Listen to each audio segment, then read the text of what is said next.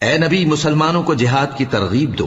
اگر تم میں 20 آدمی ثابت قدم رہنے والے ہوں گے تو 200 کافروں پر غالب رہیں گے،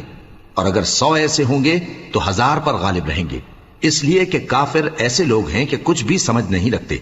اب اللہ نے تم پر سے بوجھ ہلکا کر دیا اور معلوم کر لیا کہ ابھی تم میں کسی قدر کمزوری ہے،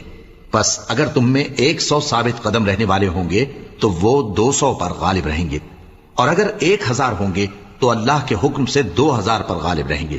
اور اللہ ثابت قدم رہنے والوں کا مددگار ہے۔ پیغمبر کو شایع نہیں کہ اس کے قبضے میں قیدی رہیں جب تک کافروں کو قتل کر کے زمین میں کثرت سے خون نہ بہا دے۔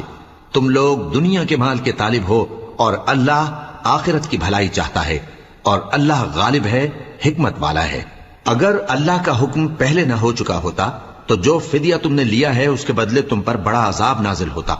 اب جو مال غنیمت تمہیں ملا ہے اسے کھاؤ کہ وہ تمہارے لیے